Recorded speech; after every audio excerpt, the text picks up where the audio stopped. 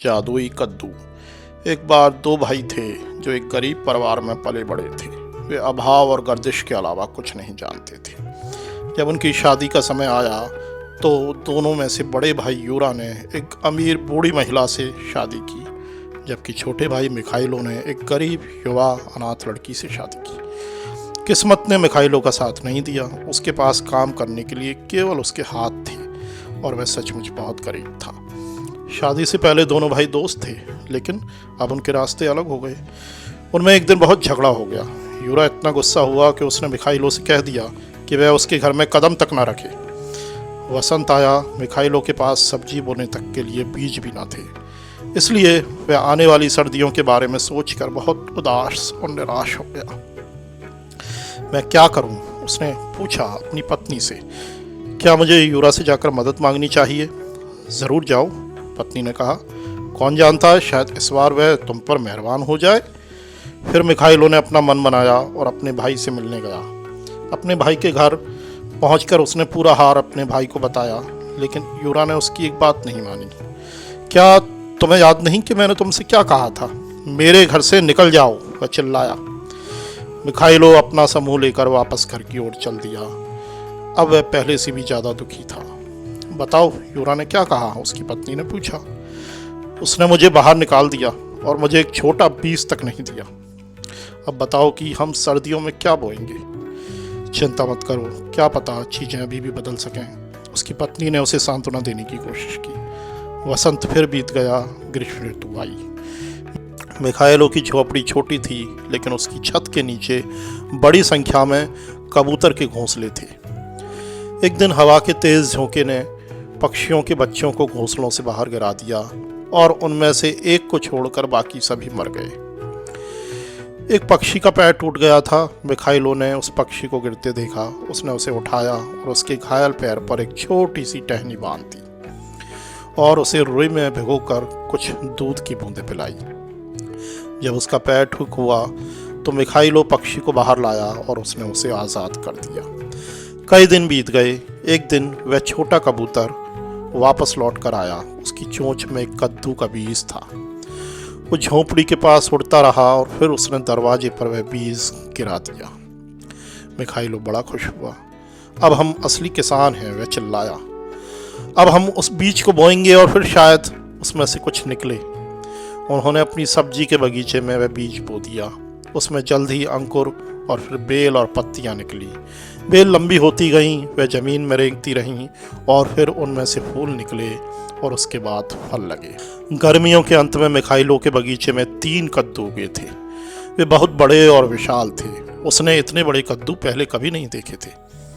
Mykhailo ने अपनी पत्नी से कहा, एक कद्दू घर में ले चलते हैं, उसे पकाकर खाएंगे। मैं वो काम नहीं कर पाऊंगी, पत्नी लौट कर आई। मेरे लिए उस बड़े कद्दू को अकेले लाना बहुत ही मुश्किल है भाई। फिर दोनों एक साथ बगीचे में गए। वे उस भारी और विशाल कद्दू को बड़ी मुश्किल से अपनी झोंपड़ी में लेकर आए। मिखाइलो ने कद्दू को कुल्हाड़ी से काटा और गजब, उसमें तमाम प्रकार के खाने पीने की चीज़ें, पेय पदार्थ भरे पड़े थे, जो कि उसकी और उसकी पत्नी के लिए कई वर्षों तक के लिए काफ़ी थे। फिर वे दूसरा कद्दू लाए। इससे पहले कि मिखाइलो उसे काटता, वह कद्दू अपने आप ही फट गया और उसमें से सभी प्रकार के कपड़े बाहर गिर पड़े। कपड़े पूरे गांव के पहनने के लिए भी पर्याप्त थे। अब मिखाइलो और उसकी पत्नी यह देखना चाह रहे थे कि तीसरे कद्दू में क्या होगा, इसलिए वे उसे भी घर में ले आए। और जैसे ही मिखाइलो ने अपनी कुल्हाड़ी से उस पर प्रहार किया, उसमें से सोने और चांदी के सिक्के गिरने लगे, इतने सारे कि वे उनकी गिनती ही नहीं कर पाए। अब मिखाइलो गरीब नहीं रहा। उसे अपने अमीर भाई से कुछ भी मांगने की अब ज़रूरत नहीं थी। अब यूरा को मिखाइलो से ईर्ष्या होने लगी। वह यह जानना चाहता था कि उसका भाई इतना अमीर बना कैसे। इसलिए उसने अपनी पत्नी से कहा, ज़रा मिखाइलो के घर जाओ और उससे पूछो कि उसे इतनी सारी संपत्ति कहाँ से मिली।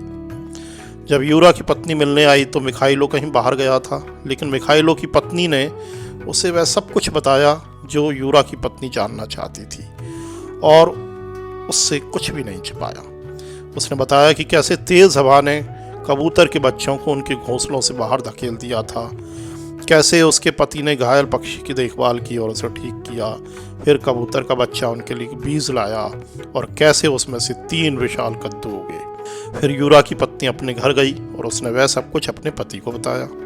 वसंत फिर आया, कबूतर फिर आए, उन्होंने अपने घोंसले बनाने शुरू कर दिए।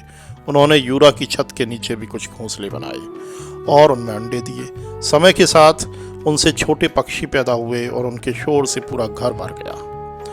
यूरा ने तेज हवा का इंतजार किया, लेकिन कोई भी हवा का झोंका नहीं आया।